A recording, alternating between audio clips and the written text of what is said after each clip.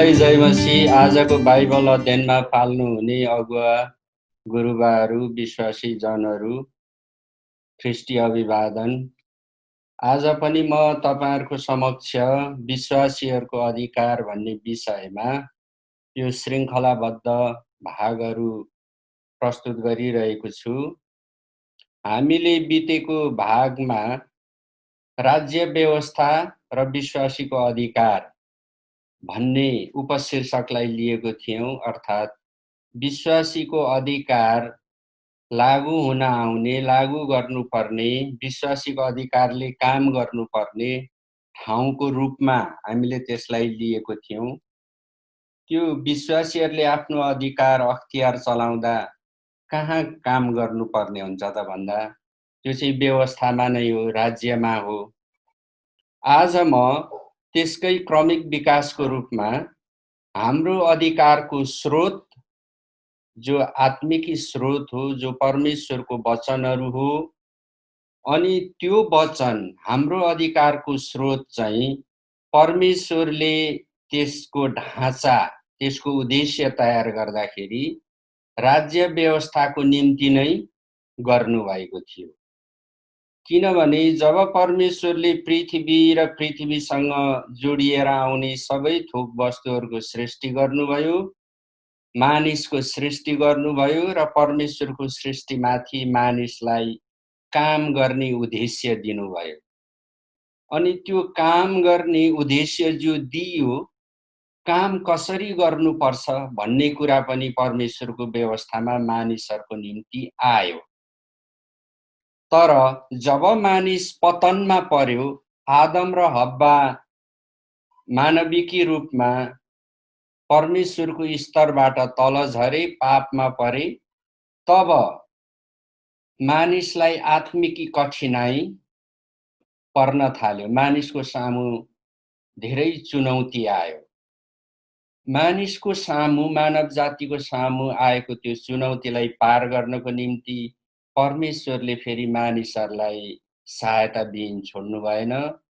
उहाँले व्यवस्था दिनुभयो। व्यवस्थामा विभिन्न कुराहरू रहेको छन्, जो मध्ये परमेश्वरको वचनको आज्ञा पालन हो। अनि त्यो परमेश्वरको आज्ञा पालनले राज्यको बारेमा, व्यवस्थाको बारेमा, मानिसहरूको जीवनको बारेमा, व्यावसायिकताको बारेमा, मानिसहरूले मुख्य रूपमा परमेश्वरसँग वैयक्तिक रूपमा राख्नुपर्ने सम्बन्धको बारेमा, मानिसले गर्ने कामलाई परमेश्वरले कसरी धर्मी ठहर्याउनुहुन्छ, धार्मिकताको बारेमा परमेश्वरको व्यवस्था हामी कहाँ थियो, छ र अन्त्यसम्म रहनेछ। तर जब पुरानो समयमा परमेश्वरले दिनुभएको व्यवस्थामा पनि मानिसहरू धर्मी ठहरिन असफल भए, मानव जातिहरू नकारिए, मानव जातिको ठुलो संख्या परमेश्वरको जीवन बिना जिउन थाल्यो, सांसारिक जीवन मात्रै जियो, तब फेरि अन्त्यको समयमा मानिसहरूको सम्बन्धलाई परमेश्वरसँग पुनः स्थापित गर्नको लागि, पुनः निर्माण गर्नको लागि परमेश्वरले आफ्नो पुत्र येशू ख्रिस्टलाई पृथ्वीमा मानव जातिहरूको बीचमा पठाउनु भयो। अनि येशू ख्रिस्टले गर्नुभएको काम, येशू ख्रिस्टले गरी सिद्ध्याउनु भएको त्यो मुक्तिको काम, जसले मानव जातिलाई मृत्युबाट पुनर्जीवित पार्छ, जसले दोष लागेको मानव जातिलाई दोषबाट मुक्त पार्छ र परमेश्वरको निम्ति योग्य ठहराउँछ, पवित्र पार्छ, मानिसहरूको बिटुलिएको आत्मिकी स्वभाव, विचार, शिक्षा अनि अभ्यासहरूलाई फेरि शुद्ध पारेर परमेश्वरको मूल्य मापदण्ड र उहाँको स्तरमा ल्याउँछ। त्यो आत्मिकी जग जो प्रभु येशू ख्रिस्टले मानव जातिलाई प्रस्तुत गर्नुभयो, त्यो जगमा तपाईं र हामी उभिनु नै, खडा हुनु नै, निर्माण हुनु नै हाम्रो अधिकारको स्रोत हो।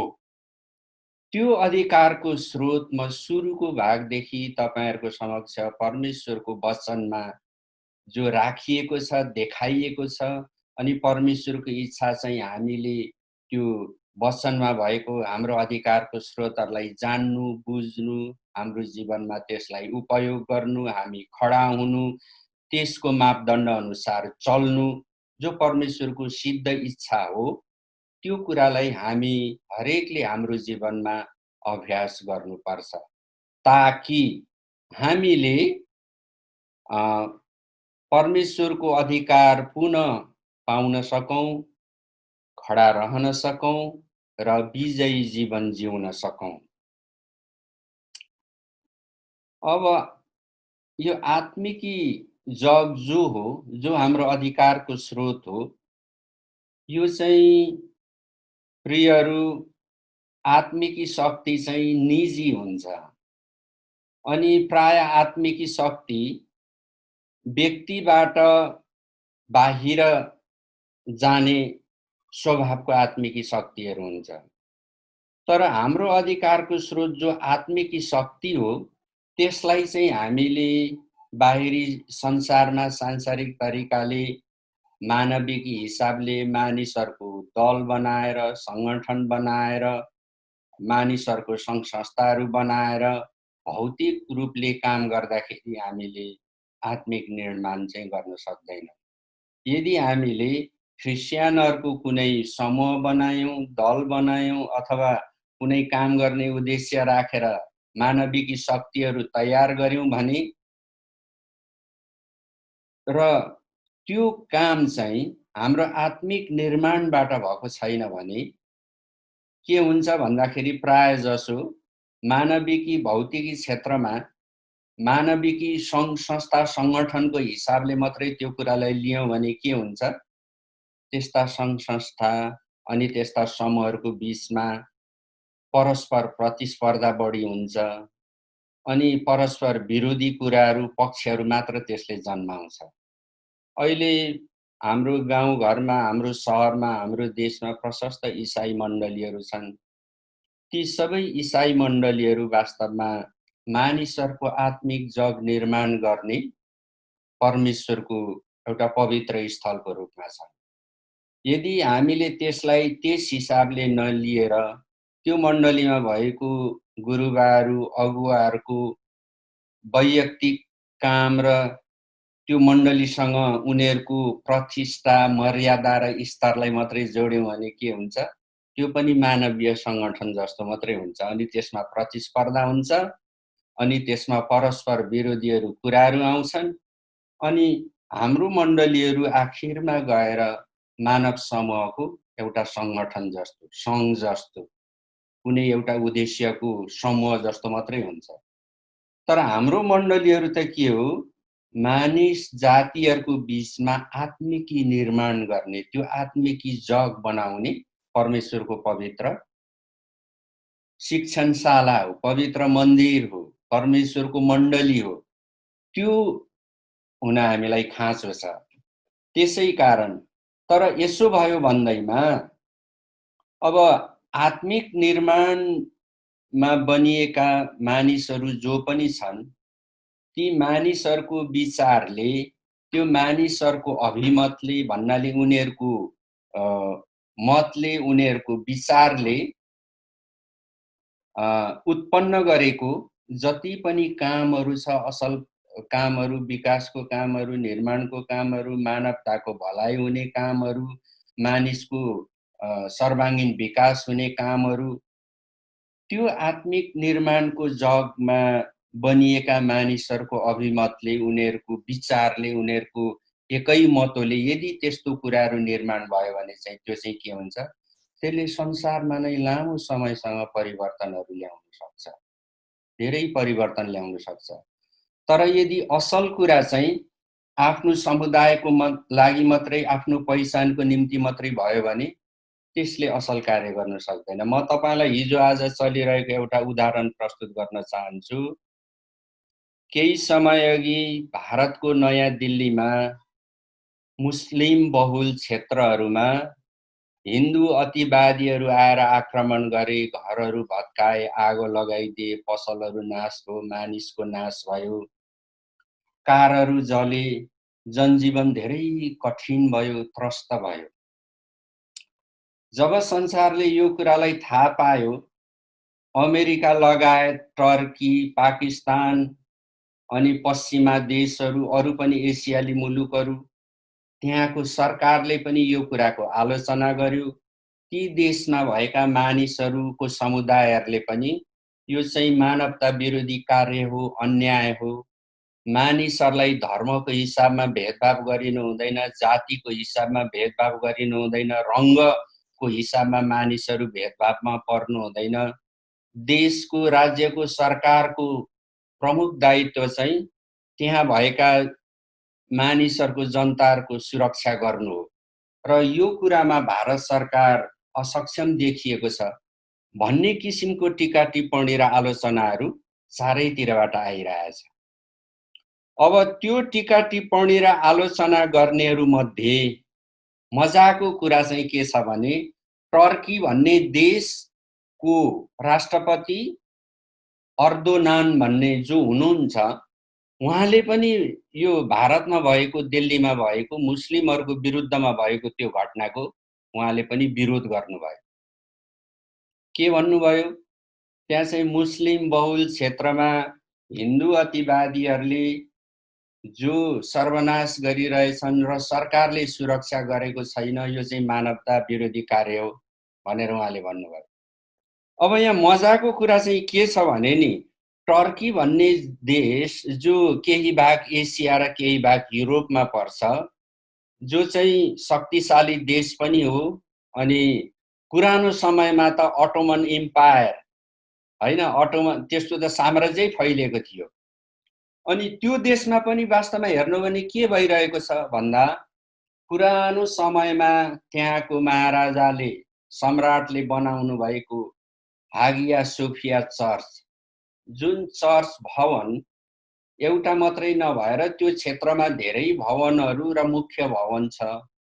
अनि त्यो भवनमा गरिएको कलाकृति, कुदिएको आकृतिहरू, प्रभु येशू ख्रीष्टसँग र ख्रिस्टियन विश्वाससँग बनाइएका चित्रहरू यति कलात्मक, यति सुन्दर छन् कि त्यो चाहिँ पृथ्वीमा भएका भवनहरूको सुन्दरतम नमुनाहरू मध्येमा एउटा सर्वोत्तम नमुनामा गनिएको छ।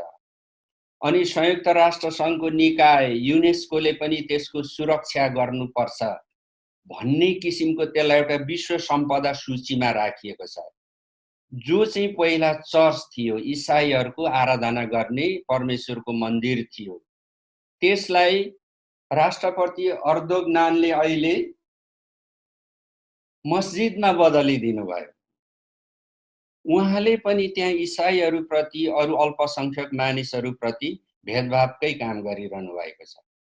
उहाँले दिल्लीमा मुसलमानहरूको विरुद्धमा भएको कुरा त सुनाउनु भयो, विरोध पनि गर्नुभयो, देशको हैसियतले, प्रमुख व्यक्तिको हैसियतले, तर स्वयं उहाँ आफै आफ्नो देशमा त्यही गरिरहनु भएको छ। इसाईहरूको चर्चलाई मस्जिदमा बदलिदिनु भयो। तथापि भारत पनि लोकतान्त्रिक देशको रूपमा गनिन्छ, टर्की पनि लोकतान्त्रिक परिपाटी भएको देशमा गनिन्छ। त्यो चाहिँ के हो? त्यो देशको विधानमा लेखिएको कुरा हो, बाहिर संसारले देख्दा पाउने परिचयको कुरा हो। तर त्यो देशभित्र जिम्मेवार शासकहरूले गरिरहेको व्यवहार जो त्यहाँ नै बस्ने जनताहरूको निम्ति छ, त्यसको चरित्र, त्यसको स्तर र त्यसको प्रकार चाहिँ के छ नि त? त्यही कुरा ख्रिस्टियन विश्वासमा पनि लागू हुन्छ। परमेश्वरले मण्डलीलाई उहाँको शिक्षाको, उहाँको व्यवस्थाको, उहाँको आत्मिकी जगको जो पवित्र स्थल बनाउनु भएको छ, त्यसको उद्देश्य परमेश्वरको मूल्य मान्यता अनि उहाँको नाम, उहाँको महिमालाई कायम राख्ने हो। यदि हाम्रा मण्डलीहरू पनि केवल मानविकी समूहको रूपमा मात्रै आए भने परमेश्वरले चाहना गर्नुभएको र विश्वासीहरूले पाउनु पर्ने त्यो आत्मिक अधिकार, विश्वासीको अधिकारले प्रभावकारी रूपमा काम गर्न सक्दैन। तर परमेश्वरलाई चिन्ने मान्छेहरू, परमेश्वरलाई जान्ने मान्छेहरू, परमेश्वरको व्यवस्थालाई पालन गर्नेहरू, परमेश्वर येशू ख्रीष्टले गर्नुभएको मुक्तिको काममा विश्वास गर्नेहरू र त्यो मुक्तिको काम जो हामी सबै विश्वासीहरूको निम्ति हाम्रो जीवनमा विजय पाउनको निम्ति, सायद त्यो महामारीबाट होस्, चाहे त्यो आर्थिक विपन्नताबाट होस्, बिमारबाट होस्, गरिबीबाट होस्, सङ्कष्टबाट होस्, अन्त्यको समयमा अहिले प्राकृतिक प्रकोपहरू परिरहेछन् अनि विभिन्न खालको प्रकोपहरूको अगमबाणीहरू भइरहेछ। वैज्ञानिक र शैक्षिक संस्थाहरूबाट पनि त्यस्तो प्राकृतिक प्रकोप पर्ने, विश्व वातावरण पर्यावरणीय क्षेत्रहरूमा भएको परिवर्तनको बारेमा भनिरहेको छ। यस्तो बेलामा तपाईँ र म येशू ख्रीष्टलाई विश्वास गर्नेहरूले चाहिँ परमेश्वरको वचन उठाएर उहाँको आत्मिक जगमा खडा भएर बाँच्नु, साक्षी हुनु, गवाही दिनु हाम्रो विश्वासीको अधिकार हो। संसारमा यी सबै विपदहरू, सङ्कष्टहरू आइरहेछ। किन त्यसमा अरू सरह विश्वासीहरू नासिनको निम्ति आइरहेको होइन, तर त्यसमा विश्वासीहरू चाहिँ खडा भएर साक्षी गवाह हुनको निम्ति यो सङ्कष्टहरू परिरहेछ। त्यसो हुँदाखेरि तपाईँ र मेरो अधिकारको स्रोत चाहिँ प्रभु येशू ख्रीष्टले गरिसक्नु भएको काममा छ, जसमाथि हामी विश्वास गर्छौँ। येशू ख्रीष्टले जो काम गरी सिद्ध्याउनु भयो त्यसलाई तपाईँ र मैले मानेको हुनाले, पत्याएको हुनाले, विश्वास गरेको हुनाले तपाईँ र मैले पृथ्वीको जीवन जिउँदा चाहिँ जस्तो सुकै अवस्थामा भए पनि काम चलाउ जिउने, ठिकै छ, मरेपछि हामी स्वर्ग गइहाल्छौँ नि भन्नको निम्ति त्यो विश्वासीको अधिकार दिएको होइन। तपाईसँग जो विश्वासीको अधिकार दिएको छ, जो परमेश्वरको वचनले तपाईलाई बताएको छ, त्यो अधिकार किन दियो? तपाईँ पृथ्वीमा बाँच्दै गर्दा, जीवन चलाउँदै गर्दा, पेसा व्यवसाय गर्दै गर्दा अनि स्कुल र कलेजहरूमा पढ्ने विद्यार्थीहरूले उच्चतम स्थान ल्याउनु पर्ने हुँदा त्यो व्यवस्था दियो, त्यो अधिकार दियो। तपाईँ र मेरो जो विश्वासीको अधिकार हो, हामी ठिकै छ स्वर्ग गइहाल्छौँ भन्नको निम्ति हामीलाई त्यो अधिकार दिएको होइन। स्वर्गमा हामीलाई अधिकार चलाउनु पर्ने खाँचै छैन, त्यहाँ भेदभाव छैन, त्यहाँ उच्च र नीच छैन, त्यहाँ रङ्गभेद छैन, त्यहाँ यो धर्म र ऊ धर्मकोले भेदभाव गर्ने भन्ने कुरो हुँदैन, बलियोले कमजोरलाई, निम्छरोलाई शोषण गर्ने, अलग गर्ने भन्ने कुरो हुँदैन, जातको रूपमा, भाषाको रूपमा, देशको रूपमा भेदभाव गर्ने कुरा त्यहाँ हुँदैन। त्यहाँ किन अधिकार चाहियो र? त्यहाँ बाढी आउँदैन, महामारी चल्दैन, रोग बिमार हुँदैन, सूर्यको प्रकाश ज्योति तेज भएर मानिसहरू डढ्दैनन्, मर्दैनन्। तपाईँ र मलाई परमेश्वरले दिएको अधिकार चाहिँ तपाईँ र म पृथ्वीमा एउटा क्रिस्चियन विश्वासीको रूपमा बाँच्दाखेरि हाम्रो जीवनलाई परमेश्वरको सामर्थ्यमा खडा गराएर मानिसहरूको निम्ति साक्षी भएर बाँच्नको निम्ति नै प्रभु येशूले तपाईँ र मलाई विश्वासीको अधिकार दिनुभएको हो। अब एफिसी 1 अध्यायको 19, 20 र 21 पद हामीले पढ्यौं भने के थाहा पाउँछौं भन्दाखेरि परमेश्वरले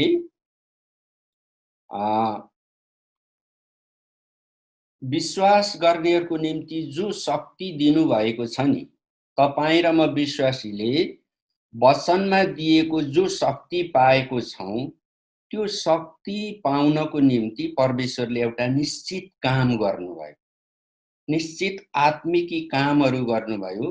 परमेश्वरले गर्ने सिद्ध्याउनु भएको त्यो कामले गर्दा तपाईँ र मैले विश्वासीको अधिकार, त्यो आत्मिक शक्ति प्राप्त गरेको छौं। यो 19, 20, 21 पदमा लेखेको छ। त्यहाँ के लेखेको छ भन्दाखेरि हामीले पाएको, विश्वासीहरूले प्राप्त गरेको आत्मिक शक्ति चाहिँ परमेश्वरले गर्नुभएको महान सामर्थ्यको काम हो भनेर 19 पदमा छ। 20 पदमा के लेखेको छ भन्दा त्यो महान सामर्थ्यको काम परमेश्वरले के गर्नुभयो भन्दा येशू ख्रीष्ट जब मर्नुभयो, परमेश्वरले मरेको येशू ख्रीष्टलाई बिउताउनु भयो। अनि आफ्नो दाहिने बाहुलीपट्टि स्वर्गीय स्थानहरूमा राख्नुभयो। अनि जब येशू ख्रीष्ट मरेकाहरूबाट बिउतिएर स्वर्गीय स्थानमा बस्नुभयो, केवल येशू ख्रीष्ट मात्रै मृत्युबाट बौरिएर परमेश्वरको दाहिने हातपट्टि स्वर्गीय स्थानमा बस्नु भएको होइन। जब येशू ख्रीष्ट बिउतनुभयो, बौरी उठ्नुभयो, तब त्यतिखेर परमेश्वरको मनमा, परमेश्वरको योजनामा, परमेश्वरको लिखित वचनमा, परमेश्वरको कानुन र विधानमा यो पनि लेखिएको थियो। त्यो चाहिँ एफिसी 1 को 21 पदमा म पढ्छु। त्यहाँ के लेखिएको छ भन्दाखेरि, सबै शासन र अधिकार, शक्ति र राज्यमाथि र यस युगका मात्र होइन तर आउने युगका जति नाउँ छन् ती सबैमाथि परमेश्वरले उहाँलाई राख्नुभयो।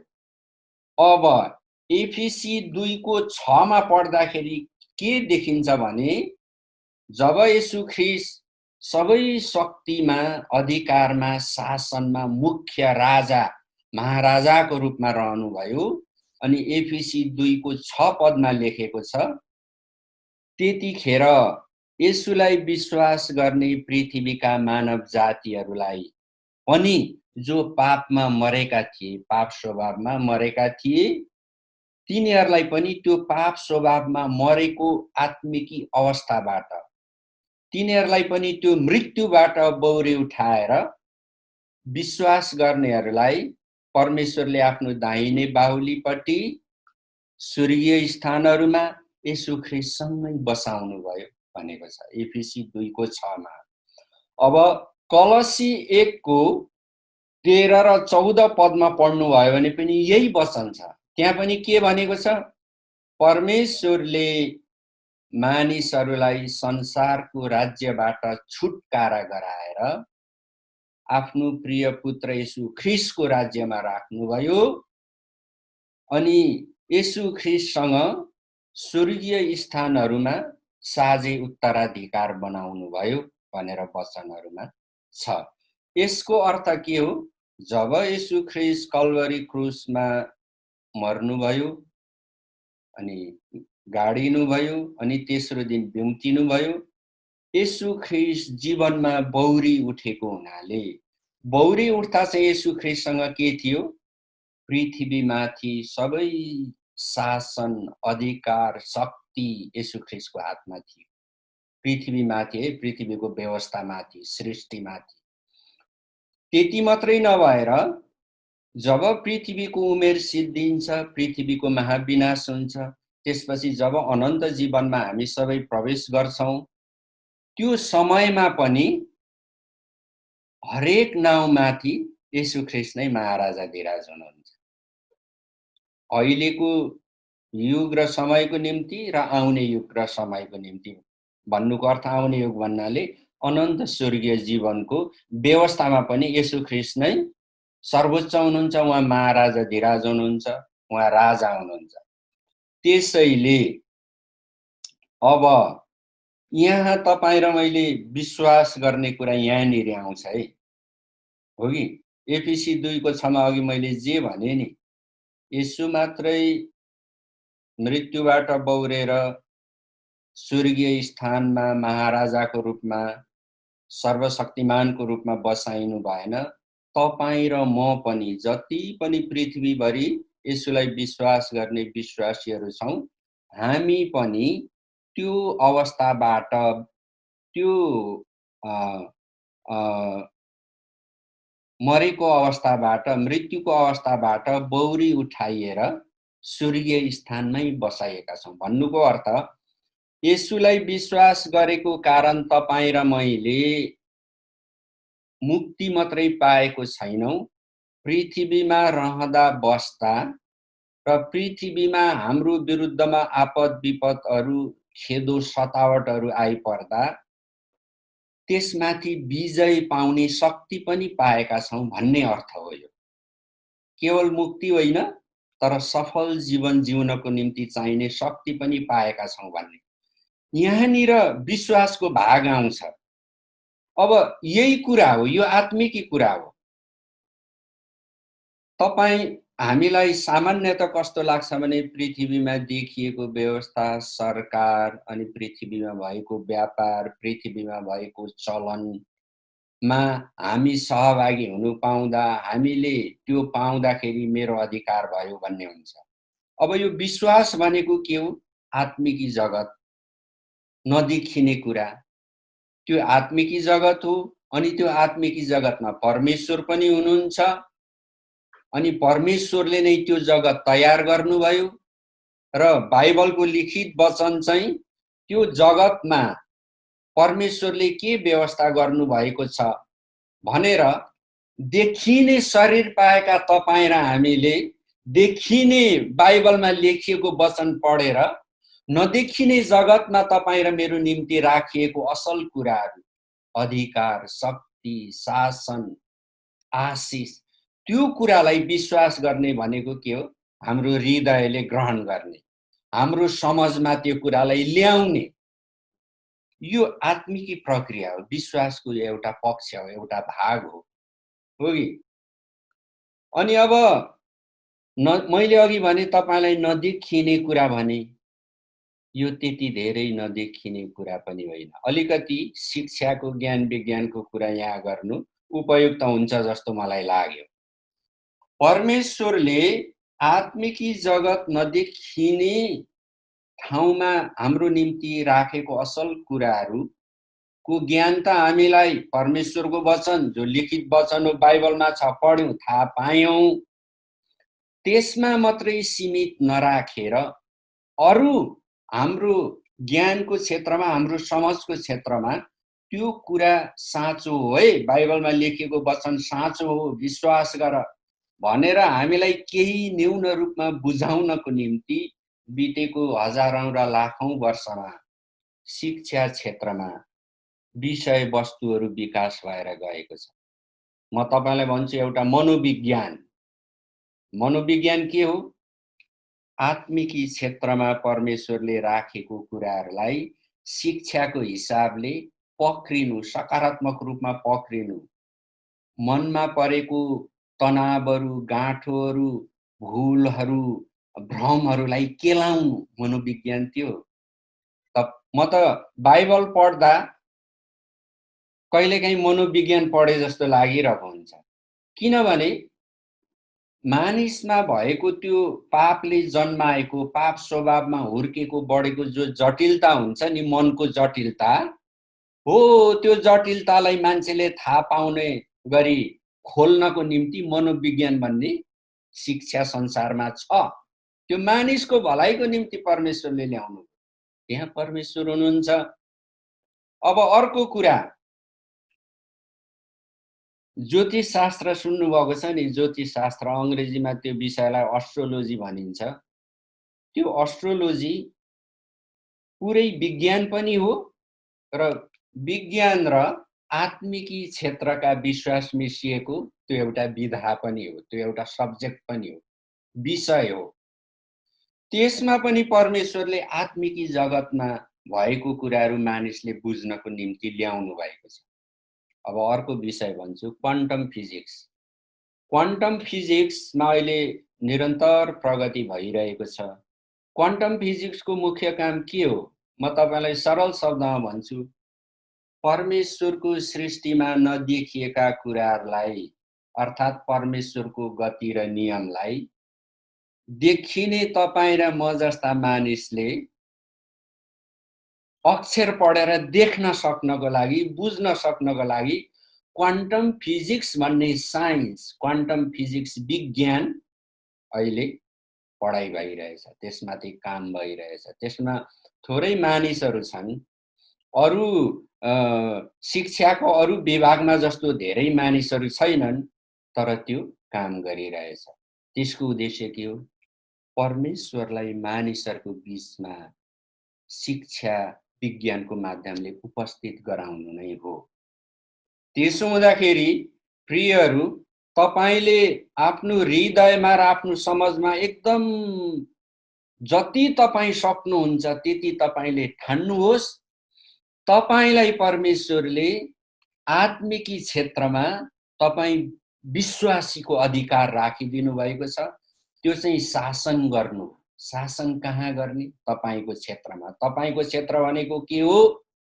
तपाईंको श्रीमती, तपाईंको श्रीमान, तपाईंको छोरा, तपाईंको छोरी, तपाईं के व्यवसाय गर्नुहुन्छ? तपाईंको व्यवसायमा तपाईं के काम गर्नुहुन्छ? त्यो काममा अनि तपाईंको परिवार, तपाईंको व्यवसाय र तपाईंको काम चाहिँ कोसँग जोडिन्छ? राज्यसँग। राज्यको नियम कानुनसँग, राज्यको विधि विधानसँग जोडिन्छ। करसँग जोडिन्छ, गृह मन्त्रालयसँग जोडिन्छ, अर्थ मन्त्रालयसँग जोडिन्छ, नगरपालिकासँग जोडिन्छ, हैन? अनि राज्य सरकारसँग जोडिन्छ। अनि तपाईको कामसँग जोडिने समुदायका मानिसहरू छन्, तिनीहरूसँग जोडिन्छ। यो के हो? यो क्षेत्रमा तपाईलाई परमेश्वरले दिन चाहनु भएको आशिष तपाईले पाउनको निम्ति र तपाईले काम गर्नको निम्ति परमेश्वरले तपाईलाई विश्वासीको अधिकार दिनु भएको छ। प्रियहरू, तपाईं र म झुत्ते झाम्रे भएर, लुले लाम्रे भएर, केही कुरा नजानेर, ठिकै छ प्रभुले हामीलाई मुक्ति दिनुहुन्छ, हामी स्वर्ग गइहाल्छौँ, हो जान्छौँ, सही कुरा हो। तर परमेश्वरले तपाईं र मलाई पृथ्वीमा उहाँको साक्षी हुन पो बोलाउनु भयो त, हो कि होइन भन्नुहोस् त? एफिसीको पुस्तकमा बितेको भागहरूमा हामीले पढ्यौं, त्यहाँ पावलले के भन्नु हो? परमेश्वरले तिमीलाई कुन उद्देश्यको निम्ति बोलाउनु भएको त्यो जान्न सक। तपाईं केवल एउटा जीवन पाल्न, एउटा परिवार पाल्न, बिहा गर्न, 2-4 जना छोराछोरी जन्माउनु, घर बनाउनु, केही जमिन लिनु, दिनहुँ मिठो खानेकुरा खानु जन्मिनु भएको होइन। त्यस्तो त मानिस बाहेक परमप्रभुले सृष्टि गर्नुभएको पशु पंक्षी सबैले दिनहुँ जीवन चलाइरहेछन्, मिठो खानेकुरा खाइरहेछन्, मजा गरिरहेछन्, छोराछोरी पाइरहेछन्, निष्फिक्री बिहाबारी गरिरहेछन्। तर मानिस त फरक छ। हामी त्यस उद्देश्यको निम्ति मात्रै होइनौँ। एउटा दुःखको कुरा के हो भने पृथ्वीमा जति पनि पृथ्वीवासीहरू छन्, कयौं मानिसहरूले, तपाईं र म जस्तै मानिसहरूले यी कुरा पनि आनन्द र शान्तिपूर्वक गर्न पाइरहेका छैनन्। किन छैनन्? त्यो पनि व्यवस्थाको काम हो। राज्यको व्यवस्थाको कामको कारण यो भइरहेछ। किनभने पृथ्वीमा शैतानले पापद्वारा राज्य गरिरहेछ। जो मानिसहरू तपाईं र मेरो निम्ति चुनौतीको रूपमा देखा पर्छन्, समस्याको रूपमा देखा पर्छन्, त्यसको पछाडि अन्धकारको शक्ति छ, पापको व्यवस्था छ। तिनीहरू त्यसको फन्दामा परेको कारण तिनीहरूले सबैको निम्ति चुनौती र समस्याहरू सृजना गरिरहेछन्। अघि मैले एउटा उदाहरण दिएँ, टर्कीको राष्ट्रपति अर्दोगानले भारतको दिल्लीमा भएको घटनाको त विरोध गर्नुभयो, आलोचना गर्नुभयो, यो मानवता विरोधी कार्य हो भन्नुभयो। अनि यो चाहिँ धार्मिक अल्पसंख्यकहरूलाई भेदभाव गर्नु हुँदैन भन्नुभयो। तर उहाँ आफै त्यो गरिरहनु भएको छ। तपाईले समाचारहरू पढ्नुहोस्, अन्तर्राष्ट्रिय प्रतिष्ठित सञ्चार माध्यमहरू पढ्नुहोस्, त्यहाँ निष्पक्ष जे भएको त्यस्तो सूचनाहरू आइरहेको हुन्छ। त्यो के हो? संसारको राज्य व्यवस्थामा, मानविकी प्रणालीमा, राजनीतिमा, धर्ममा, अर्थशास्त्रमा, स्वास्थ्यको क्षेत्रमा अन्धकारको शक्तिले काम गरिरहेछ। त्यसले मानिसको जीवनलाई दुःख, कष्ट, निराशा ल्याउनको निम्ति काम गरिरहेछ। पापको प्रभाव, पापलाई प्रसार गरिरहेछ।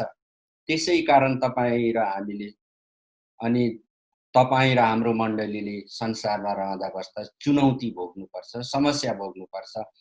तर त्यो चुनौती, त्यो समस्यालाई पार गर्न, विजय गर्न परमेश्वरले हामीलाई त्यो आत्मिकी जग दिनुभयो।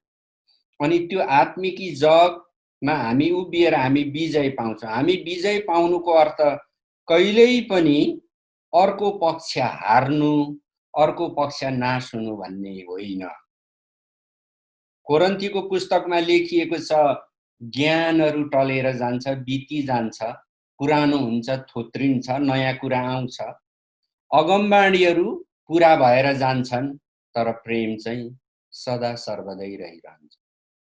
ख्रिस्टियन समुदायले चुनौतीलाई पार गर्ने, विजय गर्ने भनेको कुरा कुनै समूहको, कुनै विचारको, मानिसहरूको हार हुँदाखेरि ख्रिस्टियनले जित्ने भन्ने होइन, तर त्यो पाप र भ्रष्टताको व्यवस्थाको बीचमा पनि तपाईँ र म चाहिँ प्रभु येशू ख्रिस्टबाट विजय हुन,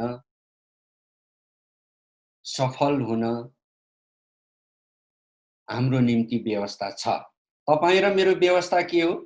प्रभु येशू ख्रिस्ट नै तपाईँ र मेरो व्यवस्था हुनुहुन्छ। अनि उहाँको व्यवस्थामा यी कुराहरू राखिएका छन्। यी कुराहरूलाई विश्वास गर्नु, हृदयमा राख्नु, समझमा राख्नु, त्यसलाई हामीले विश्वासको एउटा काम चाहिँ बोलेर स्वीकार गर्नु पनि हो। बोलेर स्वीकार गर्ने, परमेश्वरको वचनलाई बोलेर स्वीकार गर्ने, प्रार्थनामा स्वीकार गर्ने, मैले पाएको छु भनेर विश्वास गर्ने, घोषणा गर्ने विश्वासको एउटा रूप हो। सबै होइन त्यो, त्यो मात्रै गर्दा हुने होइन, तर आफ्नो हृदयको विश्वास, आफ्नो जीवनको व्यवहारलाई बढावा गर्नको लागि एक नम्बरमा गरिने कुरा चाहिँ के हो? परमेश्वरको वचन याद गर्नु, त्यसलाई विश्वास गर्नु अनि घोषणा गर्नु हो। त्यसै कारण हाम्रो विजयको निम्ति अधिकारको स्रोत र आत्मिकी जग प्रभु येशू ख्रिस्ट हुनुहुन्छ। अनि हामीले योभन्दा अगाडि एफएसी 6 अध्यायको 12 पदमा आत्मिकी युद्धको कुरा गरेको थियौं, हैन? त्यो हामी सबैलाई थाहा छ। अनि त्यो युद्धमा हामीले आफ्नै पाप स्वभावदेखि लिएर स्वर्गीय स्थानमा भएको दुष्ट आत्मिक शक्तिहरूलाई जित्नु पर्थ्यो। तर त्यो जित्नको निम्ति तपाईँ र मैले मात्रै कोसिस गर्नुपर्ने, तपाईँ र मैले आफ्नै बलले त्यो काम गर्नुपर्ने अवस्था छैन। कलसी 2 अध्यायको 15 पदमा पढ्नुभयो भने त्यहाँ के लेखेको छ भन्दा, त्यो युद्ध जित्ने तपाईँ र म विश्वासीले त्यो आत्मिक युद्ध जित्नको निम्ति जो मुख्य काम गर्नु पर्थ्यो त्यो काम चाहिँ येशू ख्रिस्टले गरिदिई सिद्ध्याउनु भयो। त्यो काम के हो भनेर बयान चाहिँ कलसी 2 को 15 ले गरेको छ।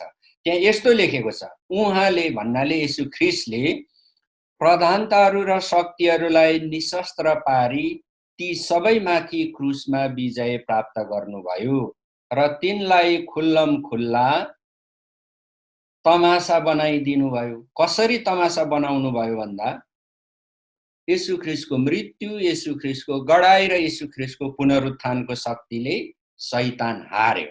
यसको अर्थ के हो भन्दाखेरि, तपाईले पराजित गर्नुपर्ने शक्तिलाई, अन्धकारको शक्तिलाई, तपाईले जित्नु पर्ने त्यो दुष्टलाई येशू ख्रिस्टले तपाईको निम्ति पराजित गरिसक्नुभयो।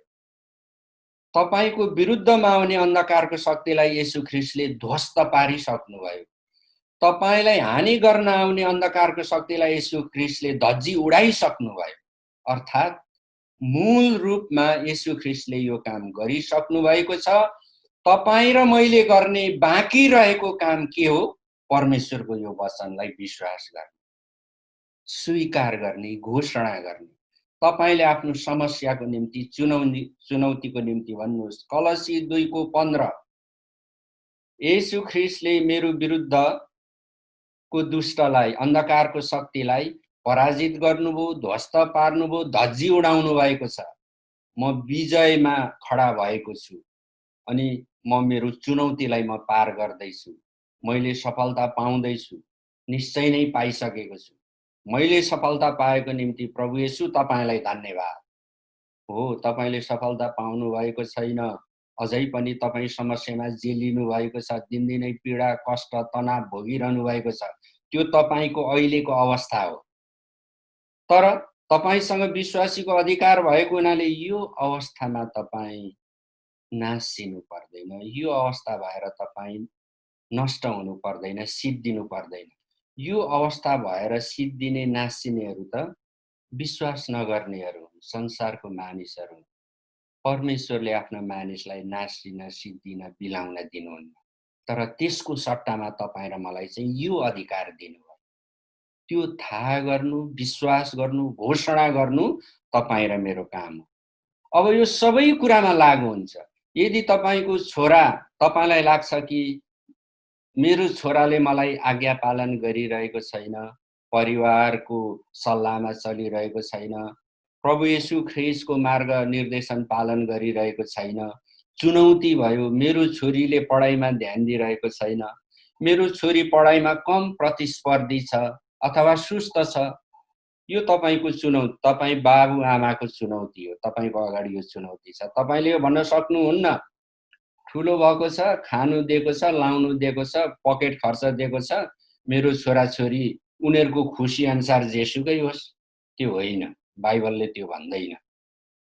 तपाईँको जिम्मा छ, तपाईँको पहिलो जिम्मा छ, छोराछोरीको दोस्रो जिम्मा छ, हो कि? त्यसो हुँदाखेरि यो चुनौतीलाई जित्न पनि तपाईँले यी वचनहरूलाई उठाउनुपर्छ। तपाईँले आफ्नो विश्वासलाई यसरी लानुपर्छ, तपाईँको विश्वासलाई फेरि पुनर्निर्माण गर्नु पर्यो। तपाईको सोचहरूलाई बदल्नु पर्यो। के को आधारमा? वचनको आधारमा। अब यहाँ कलसी 2 को 15 मा के भनेको छ? खुल्लम खुल्ला तमासा बनाइदिनु भयो भनेको छ। प्रभु येशू ख्रीष्टले तपाईँ र मेरो विरुद्धमा आउने पापको शक्ति, दुष्ट आत्मा र शैतानलाई तमासा बनाइदिनु भयो, हराउनु भयो भनेको छ। यो तमासा बनाउनु भयो भनेको के हो? यो एउटा युद्धको बयान हो। पुरानो समयमा जब कुनै देशको राजा अर्को देशसँग युद्ध गर्दा हार्थ्यो भने त्यो राजा वा राजा नभए उसको सेनापति, सेनापति नभए प्रधानमन्त्री अथवा त्यो युद्धको पक्षमा को वरिष्ठ मान्छे छ, को युद्ध भूमिमा उपस्थित छ, हार्ने पक्षलाई जित्ने पक्षले पक्रेपछि तिनका सेनापति राजा होस् वा प्रधानमन्त्री होस् वा दूत होस् वा राजदूत होस्, तिनलाई के गरिन्थ्यो भन्दा जित्ने पक्षले मारिदिन्थ्यो अनि त्यसलाई मानिसहरू सबैले हेर्न सकुन् भनेर दोबाटो, चौबाटो, चौकहरूमा लगेर टाँगिन्थ्यो। त्यो टाङ्नुको अर्थ के हो? त्यो देशको त्यो पक्षको हार चाहिँ के हो? एकदमै शर्मनाक हो। त्यस्तै तपाईँ र म आत्मिक युद्ध लडिरहेछौँ। त्यो आत्मिक युद्धमा शैतान यसरी हारेको छ नि कि त्यसलाई चाहिँ चोक बजारमा लगेर, मूल बाटोमा लगेर, चौबाटोमा लगेर टाँगिएको छ, ताकि ओहो यो हरुवा पक्ष हारेछ र यसको यति धेरै धज्जी उडेछ, यसको यति धेरै तमासा बनेछ भनेर सबैले देखोस्। प्रभु येशू ख्रीष्टले यो काम तपाईँ र म विश्वासीको निम्ति, पृथ्वीवासीका सबै मण्डली, समुदाय, परिवारहरूको निम्ति यो गरिदिनु भयो। तपाईँ र मैले पत्रुसको पुस्तकमा पढेको छौँ। त्यो पत्रुसको पुस्तकको पद अहिले मलाई कण्ठ भएन, तर तपाईँले खोजेर निकाल्नुहोस्, तपाईँले एउटा काम गर्नुहोस्। त्यहाँ के लेखेको छ भन्दा जब येशू ख्रीष्ट तेस्रो दिन बौरी उठ्नुभयो, शैतान झुक्कियो, शैतान हार्यो, शैतानको धज्जी उड्यो। तब के भएको छ भन्दाखेरि प्रभु येशू ख्रीष्ट चाहिँ पातालमा जानुभयो। पाताल भनेको त्यो ठाउँ हो जहाँ सृष्टिदेखि यता दुईवटा अपराध गर्ने मानिसहरू विश्राम स्थलमा नगएर त्यो पातालमा गएका छन्। यसको सम्बन्धमा बाइबलको वचनहरू पनि छ। म यसरी विश्वास गर्छु, म त्यतातिर जाँदिन अहिले। पाताल त्यस्तो ठाउँ हो जहाँ सृष्टिदेखि दुईटा अपराध के? एउटा चाहिँ शैतानसँग प्रत्यक्ष काम गर्नेहरू, तन्त्र मन्त्रको काम गर्नेहरू, शैतानिक काम गर्नेहरू, जो शैतानको आत्मासँग एकदमै परस्पर व्यवहार गर्छन्, ती मानिसहरू एउटा अपराध। दोस्रो अपराध चाहिँ त्यस्ता मानिसहरू जसले व्यक्तिगत र निजी स्वार्थको निम्ति परमेश्वरको जीवनलाई नाश गरिदिन्छन्, अर्थात् मानिसहरूको हत्या गर्छन्। यसमा राजनीतिक उद्देश्यले द्वन्द्व हुँदा, युद्ध हुँदा हुने मानिसहरूको मृत्युको कुरा यहाँ आउँदैन, तर निजी स्वार्थले यो दुईटा अपराध गर्ने मानिसहरू सृष्टिको सुरुको समयहरूदेखि पातालमा छन्। अब मानव सभ्यता मैले पहिला नि भने 3,01,000 वर्ष पुरानो भयो, 3,01,000 वर्ष पुरानो भयो है। अन्त्यको समय भनेको कति भयो भन्दाखेरि 2,97,080 वर्ष बितेपछि जब येशू ख्रीष्ट आउनुभयो, त्यो समयलाई परमेश्वरले के भन्नुभयो? अन्त्यको समय भन्नुभयो। अहिले हामी अन्त्यको समयमा बाँचिरहेको विश्वासी र हामी मण्डलीहरू हौँ। त्यसै कारण त्यो पातालमा त्यसरी बन्धनमा परेका, अनि पत्रुसको पुस्तकमा पातालमा बन्धनमा परेका किन लेखिएको छ भन्दाखेरि मानिसहरू परमेश्वरको मौलिक उद्देश्यमा पातालमा जानु, नर्कमा जानु, बन्धनमा पर्नु, सताइनु मौलिक उद्देश्य होइन, तर ती मानिसहरू पापमा परे। पाप बाइबलमा छ, पाप संसारमा छँदै थियो, मानिसहरू शैतानको उलामालामा परे, झुक्किए, इन्कार गरिए, परमेश्वरको उपस्थितिमा इन्कार गरिए, अर्थात् तिनीहरू बन्धनमा परे। त्यसै कारण पत्रुसको पुस्तकमा बन्धनमा परे भनेर लेखिएको छ। परमेश्वरले मानव जातिलाई धेरै नै प्रेम गर्नुहुन्छ। यहाँ पनि के लेखिएको छ? मानिसलाई धेरै दोष दिने भन्दा नि बन्धनमा पारिए भनेको छ। हेर्नुहोस्, परमेश्वरको कृपा र दया तपाईँ र मेरो जीवन पृथ्वीमा रहिन्जाल, हामीले यो सास फेरिन्जाल कति छ, कति त्यसको हामी बयान गरेर गर्न सक्दैनौँ, हो कि? अनि येशू ख्रीष्ट तेस्रो दिनमा बौरी उठेपछि उहाँ पातालमा जानुभयो, बन्धनमा परेका आत्माहरूलाई उहाँले छुटकारा गराएर ल्याउनु भयो, तिनीहरूलाई विश्राम स्थलमा राख्नुभयो। विश्राम स्थलमा रहनु चाहिँ स्वर्ग होइन है प्रियहरू, स्वर्ग होइन। त्यो चाहिँ स्वर्ग चाहिँ हामी त्यतिखेर जान्छौँ जब अन्तिम न्याय हुन्छ। अन्तिम न्याय कतिखेर हुन्छ? जब हाम्रो पृथ्वीको उमेर सिद्धिन्छ, अनि त्यतिखेर पृथ्वीमा बाँचिरहने सबै मानिसहरू मर्छन्, अनि अघि मरेका र पृथ्वी नाश हुँदाखेरि मर्ने मानिसहरू हामी परमेश्वर येशू ख्रीष्टको अगाडि एकदम लाइन लगाएर उभिएर हाम्रो चाहिँ के हुन्छ? न्याय हुनेवाला छ। पृथ्वीको महाविनाश कतिखेर हुन्छ?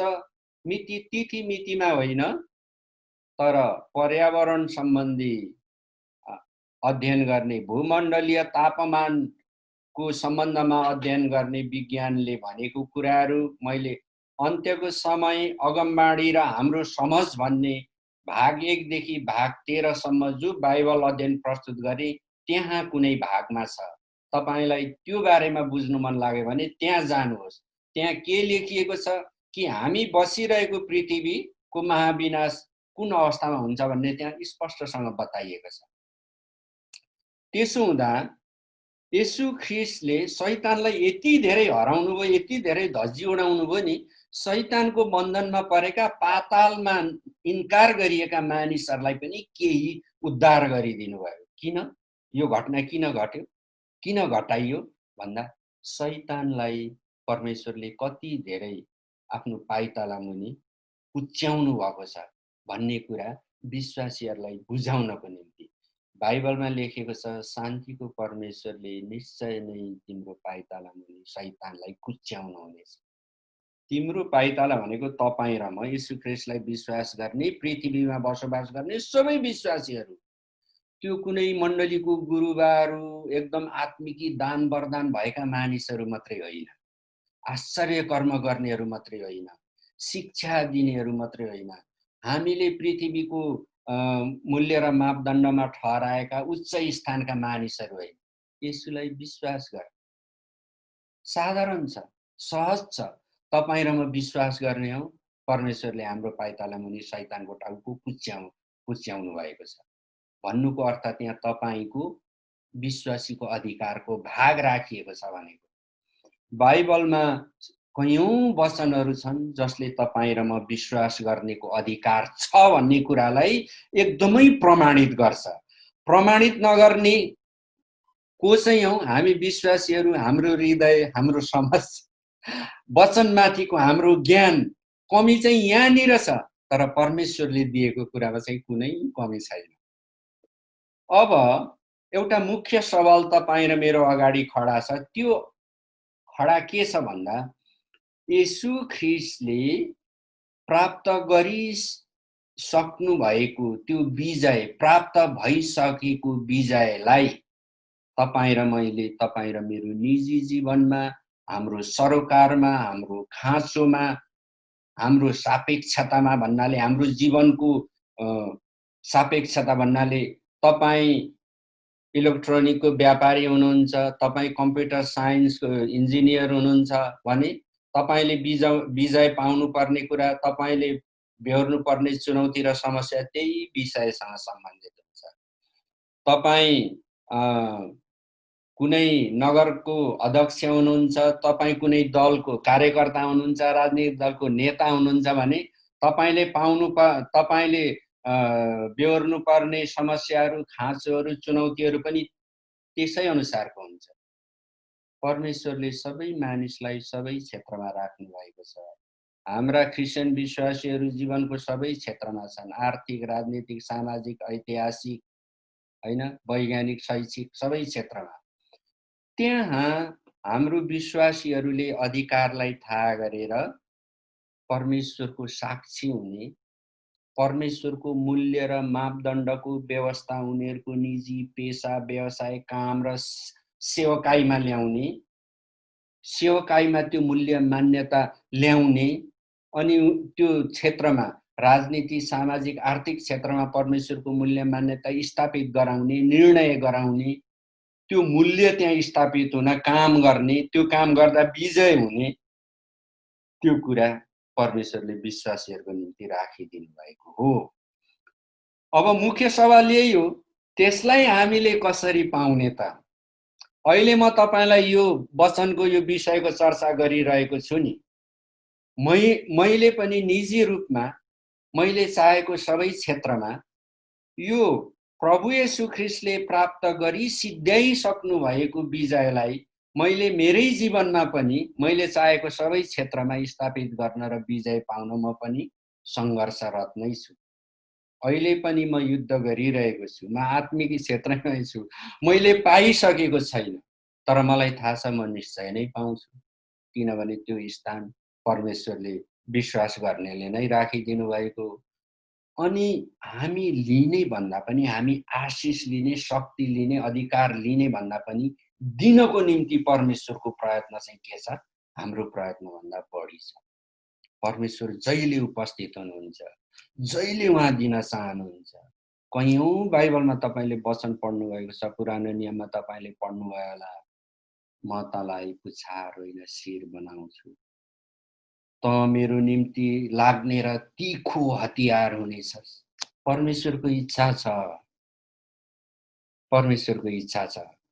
तर हाम्रो इच्छा कति छ? हामी त कहिले निस मारिरहेको हुन्छ। ठिकै छ, अब मुक्ति पाइहालिन्छ, होस् न त, त्यो चाहिँ हाम्रो विचार हो। तर मुक्ति पाउनको निम्ति हामी ठिकै मानेर बसिरहेका छौँ, तर परमेश्वरको इच्छा चाहिँ हामीले हाम्रो जीवनको क्षेत्रमा अगुवाई गर्नु। यदि तपाईँ पोलिटिकल साइन्सको टिचर हुनुहुन्छ भने तपाईँ विश्वव्यापी हैसियतको प्राध्यापक, प्रोफेसर किन नहुने? टिचर मात्रै किन रहने? पोलिटिकल साइन्समा, राजनीति शास्त्रमा परमेश्वरले दिनुभएको मूल्य मान्यतालाई सिद्धान्त, व्यवहार, तकनिकीको रूपमा तपाईले किन नल्याउने? ल्याउनुहोस् न, परमेश्वरको इच्छा छ त्यो, हो कि होइन? निश्चय नै हो। तर हामी त्यहाँसम्म त्यसरी सोच्ने, त्यसरी विचार गर्ने सम्म हाम्रो सोच विचार छ भने हामीले त्यस अनुसारले हामी कामहरू गर्नुपर्ने हुन्छ। अब विश्वासीको निम्ति प्राप्त भइसकेको विजय जो प्रभु येशू ख्रीष्टले ल्याइदिनु भएको छ, त्यसलाई तपाईँ र मैले हाम्रो सापेक्षतामा, हाम्रो सरोकारमा, हाम्रो खाँचोमा लगाउने उपाय के होला त? हामीले यति लामो चर्चा त गर्यौं। प्रियहरू, त्यस्तो एकदमै रहस्यमय अचम्मको उपायहरू केही पनि छैन। विश्वास नै पहिलो उपाय हो। तथापि म तपाईहरुलाई मैले बुझेसम्म केही सुझाउन चाहन्छु। एउटा उपाय छ ख्रीष्टको सर्वोच्चता स्वीकार गर्नु। तपाईको व्यवसायमा, व्यावसायिकतामा, तपाईले रोज्नु खोज्नु भएको तपाईको क्षेत्रमा तपाईले चुनौतीलाई, समस्यालाई पार गर्नको निम्ति तपाईले ख्रीष्टको सर्वोच्चतालाई स्वीकार गर्नुपर्ने हुन्छ। त्यो हाम्रो बुद्धि, ज्ञान र शक्तिले, हाम्रो सामाजिक हैसियतले, हाम्रो म आफू भएको संगठनको ओजनले होइन, तर परमेश्वरको वचनलाई लिएर, वचनको ज्ञान हुनु पर्यो, हामीसँग वचन थाहा हुनु पर्यो, वचनमाथि हामीले विश्वास गर्ने, अनि विश्वास गरेको कुरा हुन्छ भनेर भरोसा राख्ने र त्यसै किसिमको प्रतिक्रियात्मक व्यवहार पनि गर्ने। प्रतिक्रियात्मक व्यवहार भनेको के हो? जस्तो तपाईँ अर्थशास्त्री हुनुहुन्छ, अनि अर्थशास्त्रमा आजसम्म भएको स्कुल र विश्वविद्यालय, महाविद्यालयमा अर्थशास्त्रको जुन सिद्धान्तहरू पढाइ हुन्छ, जसले देशको, राज्यको आर्थिक व्यवस्थालाई सङ्गठित गरेर सबैको हितको खातिर सिद्धान्तहरू, व्यावहारिक तौर तरिकाहरू, तकनिकीहरू सिकाउँछ, सायद त्यो यथेष्ट छैन। म अर्थशास्त्रको विज्ञ होइन, म त्यस्तो होइन, तर त्यो यथेष्ट छैन। त्यहाँ परमेश्वरको वचनको प्रकाशबाट निस्किने केही कुरा बाँकी होला, हो कि? अब यदि तपाईँ अर्थशास्त्रको विद्यार्थी हुनुहुन्छ, त्यसको विज्ञ हुनुहुन्छ, तपाईँ त्यो क्षेत्रमा काम गरिरहनु भएको छ भने तपाईको प्रतिक्रियात्मक व्यवहार के हो? यो हुन सक्ला मैले विचार गर्दा तपाईले परमेश्वरको प्रकाशबाट पाएका त्यस्ता सिद्धान्तहरूलाई तपाईको शिक्षणमा मिसाउनुहोस्। तपाईले जो तौर तरिकाहरू, तकनिकीहरू अर्थशास्त्रीहरूको बीचमा राख्नुहुन्छ, त्यो कुरा राख्न सुरु गर्नुहोस्। आर्थिक र वित्तीय व्यवस्थाको चर्चा गर्ने जर्नलहरूमा, पत्रिकाहरूमा, आधिकारिक पत्रिकाहरूमा लेखहरू लेख्न सुरु गर्नुहोस्। तपाईको फरक विचारहरू दिन सुरु गर्नुहोस्। प्रतिक्रियात्मक जवाफ भनेको त्यही नै हो। के तपाईँ कुनै एउटा सामुदायिक वनको उपभोक्ता समितिमा जो कार्य समिति हुन्छ, सदस्य हुनुहुन्छ? तपाईले प्रतिक्रियात्मक जवाफ कसरी दिने? वन मास्नु हुँदैन, यो यस्तो निर्णय गर्नु पर्यो, अनि पदाधिकारीहरूले पनि वन मास्नु भएन, आफन्तलाई होलो खुकुलो गर्ने, अरूलाई कठिनाइ गर्ने, यो गर्नु भएन, तपाईले भन्न सुरु गर्नु पर्यो। प्रतिक्रियात्मक जवाफ भनेको त्यो। तपाईँ व्यापारी हुनुहुन्छ, के को व्यापारी हुनुहुन्छ? तपाईले कमसल थोकहरू आपूर्ति गर्ने, तपाईलाई सामान पुर्याउने मान्छेबाट लिन छोड्नु पर्यो, अनि नक्कली कुराहरू लिन छोड्नु पर्यो। त्यो चाहिँ के हो? प्रतिक्रियात्मक जवाफ हो। किन यो गरिरहेछौँ भन्दा ख्रीष्टको सर्वोच्चता स्वीकार गरिरहेछौँ प्रियहरू। येशू ख्रीष्टले प्राप्त गरी सिद्ध्याइदिनु भएको विजयलाई तपाईँ र मैले पाउनको निम्ति यो प्रतिक्रियात्मक जवाफ दिनु पर्यो। तपाईँ कोही संस्थाको प्रमुख व्यक्ति हुनुहुन्छ, तपाईको हातमा संस्थाले काम गर्ने योजनाहरूको बजेट छ, तपाईको अधीनमा 22-23 जना, 70 जना, 100-200 जना कर्मचारीहरू छन्।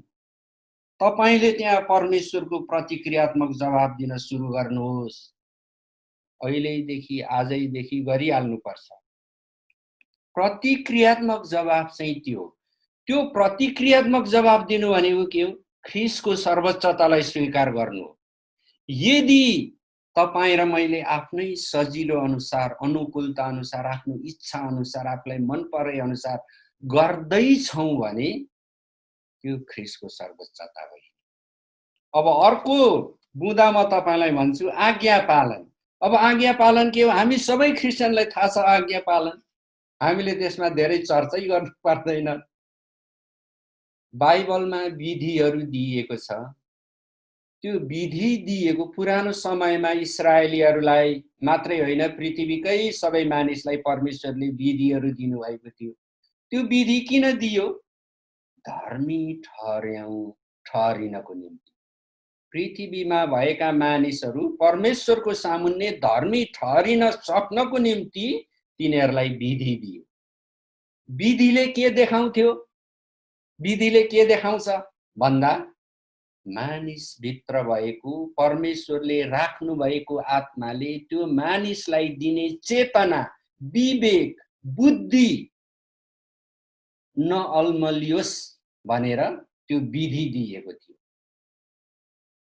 विधि आफैमा धर्म होइन, तर त्यो विधिले परमेश्वरले मानिसमा दिनुभएको बुद्धि र विवेकले काम गरोस् र ऊ धर्मी ठहरियोस् भनेर ती विधिहरू दिएको थियो। विधिहरू गर्नु धार्मिकता होइन, त्यो त परमेश्वरले मान्छेलाई दिएको व्यवस्था नबिर्सनको निम्ति, सम्झिनको निम्ति दिएको थियो। हाम्रा क्रिस्चियन मण्डलीमा पृथ्वीभरि प्रभुभोज हुन्छ। प्रभुभोजको विधि प्रभु येशू ख्रीष्टले आज्ञाको रूपमा दिनुभयो। तिमीहरूले मलाई समयमा सम्झिनको निम्ति यो अक्सर गर्ने गर्नु। हामी प्रभुभोजको विधि गर्छौं। किन? त्यो प्रभुभोजको विधिले तपाईं र मलाई धर्मी ठहराएको छ कि प्रभु येशू ख्रीष्टको जीवनको बलिदान कुन उद्देश्यको निम्ति भएको थियो? त्यो उद्देश्यमा तपाईं र म पनि दिनहुँको व्यवहारमा लाग्नुपर्छ भनेर सिकाइनको निम्ति त्यो विधि दिनुभयो। दिनहुँको व्यवहार भन्दा नअल्मलिनु होला। तपाईं लुगा सिउने, टेलरिङ काम गर्ने हुनुहुन्छ भने तपाईंको आफ्नै किसिमको दिनहुँ गर्नुपर्ने व्यवहार हुन्छ। तपाईं जग्गाको खरिद बिक्री गर्ने, व्यवसाय गर्ने, रियल इस्टेटको मालिक हुनुहुन्छ भने तपाईंको आफ्नै किसिमको जिम्मेवारी र दिनहुँ गर्नुपर्ने विधि हुन्छ। कोही पनि यो जिम्मेवारी र विधिबाट अलग रहन सक्दैन। प्रभुभोज खाली मण्डलीको गुरुबा पुजारीले गर्ने विधि होइन। न त परमेश्वरले त्यो कुरा त्यसको निम्ति मात्रै दिनुभयो। त्यसो हुँदाखेरि प्रेम गरेको कारण मानिसहरू नअल्मलिउन् भनेर विधिहरू आएको हामी पाउँछौं। अब कतिपय कुराहरू छ जो मण्डलीमा विधिको रूपमै छ, हामी सबैलाई थाहा छ। अब आज्ञा पालनको भनेको त्यही विधिहरू, विधिमा हुने कामहरू गर्नु हो। जस्तो विश्राम दिनको पालना, परमेश्वरले विश्राम दिनलाई पवित्र पार्नु भएको छ, आशिष दिनु भएको छ। हामी कयौं क्रिस्चियनहरू विश्राम दिनको पालनामा कमजोर हौला। मण्डलीलाई दशांश दिने, दशांश दिनु मानिसको विश्वासको जाँच हो।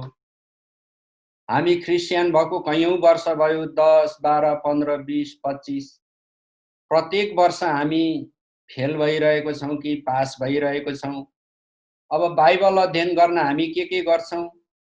विश्राम दिन पालन गर्छौं, घर संगति जान्छौं, बाइबल अध्ययन गर्नको निम्ति वचनसँग संगति गर्छौं, अनि निजी र वैयक्तिक रूपमा घरमा बसेर बाइबल पढ्छौं, वचन अध्ययनको निम्ति आराधना गर्छौं। हामी तालिम जान्छौं, गोष्ठी जान्छौं, सेमिनार जान्छौं, सम्मेलनहरूमा जान्छौं। के को निम्ति? वचन अध्ययन गर्नको निम्ति जान्छौं। हामी आराधना गर्छौं, अनि हामी 1 दिन, 3 दिन, 7 दिन, 21 दिन, 40 दिन उपवास बस्छौं, प्रार्थना गर्छौं। यो सबै किन भन्दा परमेश्वरको अधिकारलाई विश्वासीहरूले चलाउन, आत्मिकी जग निर्माण गर्नका लागि यो गर्दैछौं। यी विधिहरू हामीले गर्नै पर्छ। यो विधिमा परमेश्वरले हाम्रो मनको अनुशासन, हाम्रो दिमागको अनुशासन, हाम्रो शरीरको अनुशासन, परमेश्वर प्रति हाम्रो भित्री हृदयको लगाव, लगनशीलता, यी कुराहरू राख्नु भएको छ। तर विश्राम दिन पालन गर्नु, दशांश दिनु, सभा सम्मेलन जानु, तालिम जानु, बाइबल कलेज जानु, प्रार्थना गर्नु, उपवास बस्नु धर्म होइन। धर्म हुन र धर्मी ठहरिन गरिनुपर्ने पूर्व कार्यहरू हो यो। अनि यो पूर्व कार्य बिना तपाईं र म विश्वासीले पाउने अधिकार पाउन सक्दैन। कहिलेकाहीँ हामी झुक्किन्छौँ। म त मेरो नागरिकतामा क्रिस्चियन धर्म लेखेको छ, चर्च जान्छु, दशंश पनि दिन्छु बेला बेला, कहिलेकाहीँ खुसी पराए बेला, अनि भेटी पनि चढाउँछु, कतै गएको छुइनँ, मूर्ति पनि पूजा गर्दिन, क्रिस्चियन धर्मको काम गरिरहेछु। प्रियहरू, त्यो गर्नु धर्म गर्नु होइन। त्यो त तपाईं र मेरो निजी जीवनबाट, निजी जीवन भनेको हाम्रो लामो जीवन, हाम्रो सम्पूर्ण जीवनबाट, पुरा जीवन चक्रबाट परमेश्वरको इच्छाको काम हुनको निम्ति, त्यो आत्मिक सक्षमतामा तपाईं र म आउनको निम्ति गरिनुपर्ने पूर्व कार्य के हो? विश्राम दिन पालन गर्नु, दशांश दिनु, मण्डली जानु, संगति जानु, तालिम जानु, गोष्ठी जानु, उपवास बस्नु, प्रार्थना गर्नु। तपाईं र म धर्मी ठहरिन सक्नको निम्ति, तपाईं र मेरो जीवनबाट परमेश्वरको धार्मिकताको काम हुनको निम्ति, तयारी हुनको निम्ति पो हामी यो गरिरहेछौँ त। यो गर्दैमा तपाईं र म धर्मी ठहरिँदैनौँ। हामी भुलमा छौँ। हामी धेरै इसाईहरू सायद भुलमा हौला। म धर्मी ठहरिएको छु, ठहरिनु भएको छैन। प्रियहरू, धर्मी ठहरिनको निम्ति तपाईंले आफ्नो निजी जीवनबाट त्यो पारदर्शितामा, त्यो सबैको भलाइ हुने भावनामा, सर्वाङ्गीण विकास हुने कुरामा काम गर्न चाहिँ बाँकी छ। धर्म शब्दको अर्थ चाहिँ के हो भन्दा भलाइ र कल्याणको काम। तपाईको जीवनबाट मानिसहरूको भलाइ र कल्याणको काम भइरहेछ, सर्वाङ्गीण विकासको काम भइरहेछ। ठान्नुस्, धर्म भइरहेछ। तर तपाईं क्रिस्चियन मात्रै हुनुहुन्छ, भलाइको काम गर्नुहुन्न, हुँदैन। अझै हामी कति क्रिस्चियनहरूकै बीचमा, मण्डलीको बीचमा, क्रिस्चियन समाजहरूको बीचमा, क्रिस्चियन व्यक्तित्वहरूको बीचमा प्रतिस्पर्धा गर्दैछौँ, छिर्के लाउँदैछौँ, चाणक्य नीति अपनाउँदैछौँ। हेर्नुस्, चर्च जानु, प्रवचन गर्नु, प्रभु भोज दिनु, बप्तिस्मा दिनु, लिनु, बाइबल पढ्नु धर्म होइन। धर्म गर्न सक्नको लागि तयार हुँदैछौँ हामी। अनि त्यो धर्म हामीले गर्न सक्नु पर्यो जो परमेश्वर चाहनुहुन्छ। त्यसै कारण आज्ञा पालन तपाईं र मैले सबै समय र अवस्थामा आज्ञा पालन गर्नुपर्छ। अर्को बुँदा म तपाईंलाई भन्छु, व्यवस्था कायम गर्नु। यो किन भन्दैछु भन्दाखेरि हाम्रो अधिकारको स्रोत चाहिँ आत्मिकी जग हो। आत्मिकी जग चाहिँ येशू ख्रीष्टले बनाई सिद्ध्याउनु भयो। उहाँले विजय प्राप्त गरिदिई सिद्ध्याउनु भएको छ। उहाँले प्राप्त गरी सिद्ध्याउनु भएको विजयलाई हामीले हाम्रो निजी जीवनमा विश्वासीको अधिकारको रूपमा उपभोग गर्न र हाम्रो जीवन सफल हुनको निम्ति यी बुँदाहरूमा भन्दैछु। पहिलो भने ख्रीष्टको सर्वोच्चता स्वीकार गर्नु, दोस्रो भने आज्ञा पालन। अब म तेस्रो बुँदा भन्दैछु, व्यवस्था कायम गर्नु। हामीले कसरी त्यो आत्मिक शक्ति पाउँछौँ भन्दा ख्रीष्टको सर्वोच्चता स्वीकार गरेर, आज्ञा पालन गरेर। तेस्रो बुँदामा म ल्याउँदैछु व्यवस्था कायम गर्नु। व्यवस्था कायम गर्नु भनेको के हो भन्दाखेरि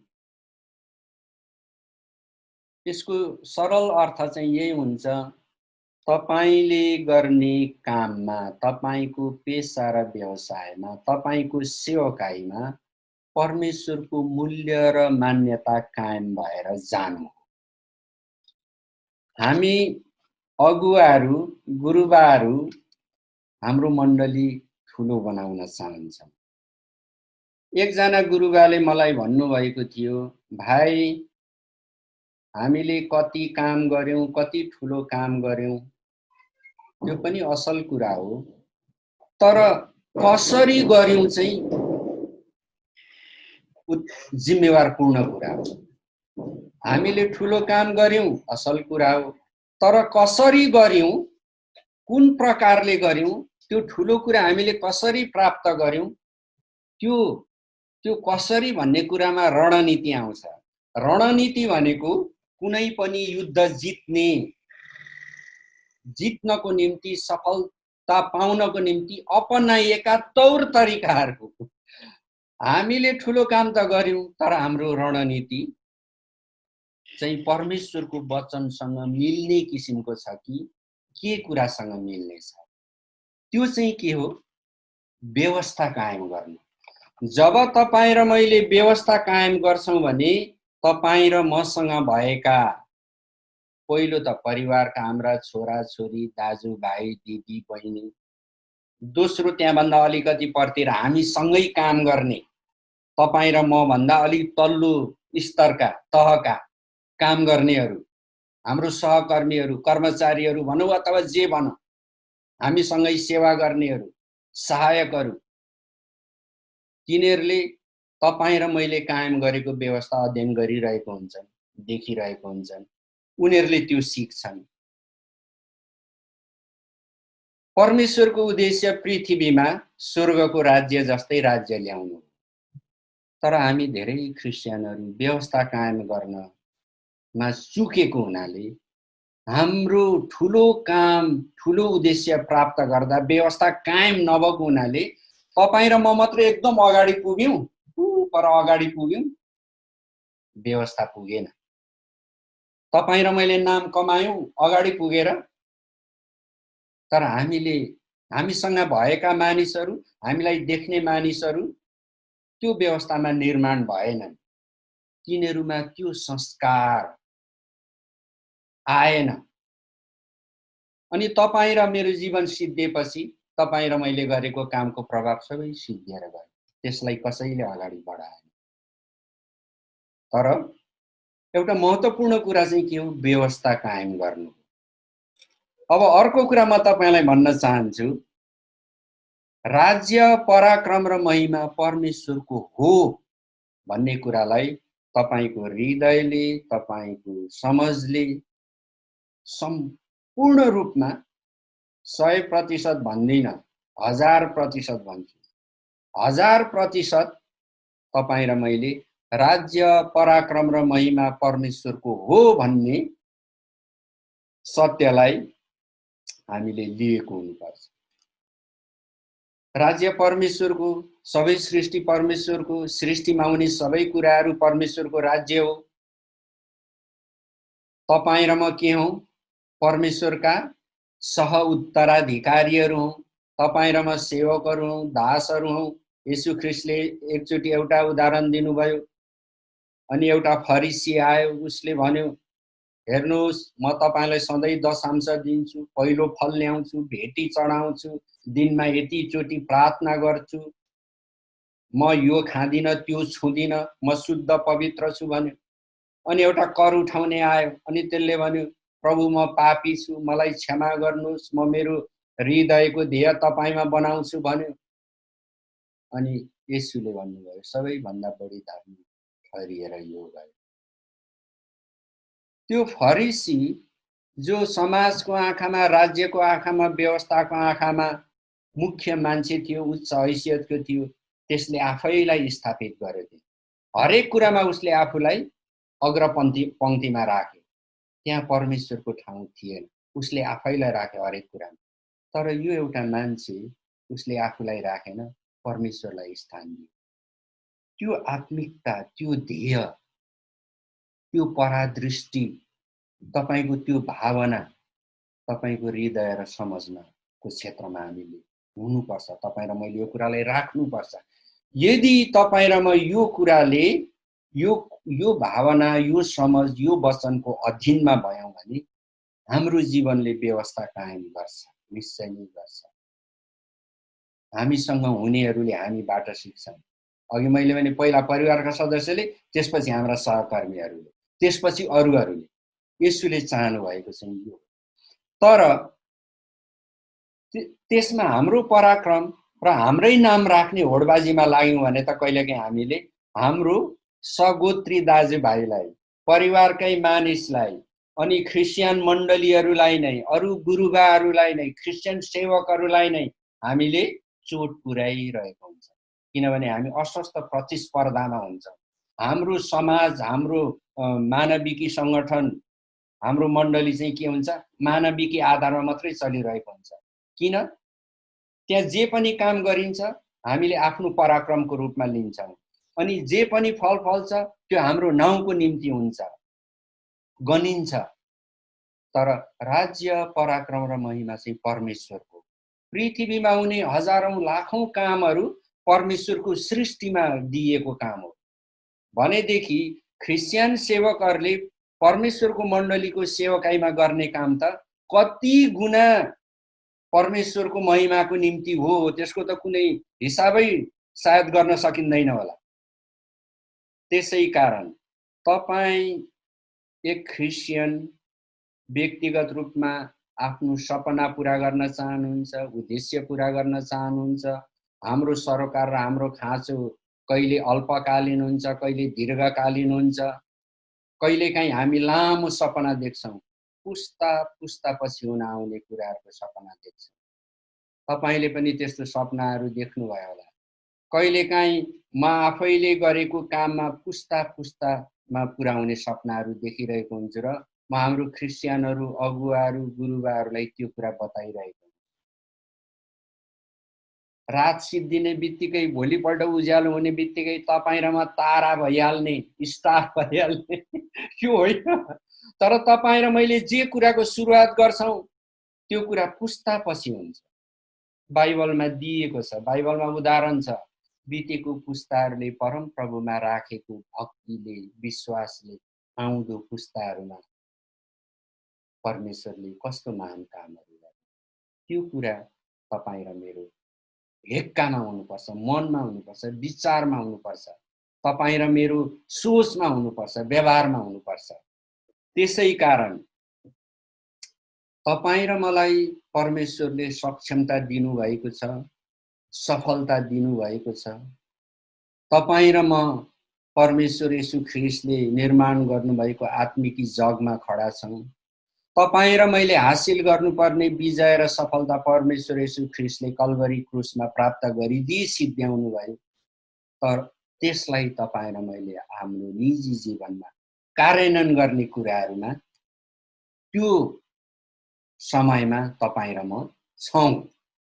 त्यसैले प्रियहरू, आज मैले हाम्रो अधिकार, जो विश्वासीको अधिकार हो, त्यसको स्रोत चाहिँ आत्मिकी स्रोत हो र त्यो अधिकार चाहिँ हामी बसिरहेको राज्य र व्यवस्थामा अनि हामीले अपनाएको पेशा, व्यावसायिकता र सेवकाईमा लगाउँछौँ भन्ने कुरालाई परमेश्वरको वचनहरूबाट तपाईहरुमा प्रकाश गरे।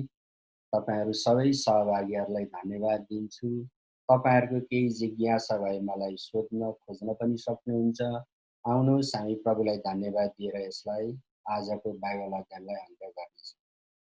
पिता, धन्यवाद दिन्छौँ तपाईले हामी विश्वास गर्नेहरूलाई अधिकार दिनुभएको छ। हाम्रो विजय चाहिँ येशू ख्रिस्टले प्राप्त गरी सिद्ध्याउनु भएको छ। त्यो विजयलाई हामीले हाम्रो जीवनमा, हाम्रो सेवकाईमा, हामीले रोजेको खोजेको पेशा, व्यावसायिकता, सेवकाई, सामाजिकता, राजनीति, आर्थिक, शैक्षिक, प्राज्ञिक, वैज्ञानिक क्षेत्रहरूमा कसरी लगाउने, प्राप्त गर्ने, त्यो पनि तपाईले हामीलाई देखाउनु भएको छ। आउने समयमा तपाईले आफ्ना जनहरूलाई पुच्छार होइन शिर बनाउँदै हुनुहुन्छ र आउने समयमा तपाईले आफ्ना मानिसहरूलाई पृथ्वीमा भएको जीवनको सबै क्षेत्रमा स्थापित गर्नुहुने, विजय बनाउनुहुने तपाईँ हाम्रो परमेश्वर हुनुहुन्छ। तपाईलाई महिमा होस्। राज्य, पराक्रम र महिमा सदा सर्वदा परम प्रभुको। आमेन।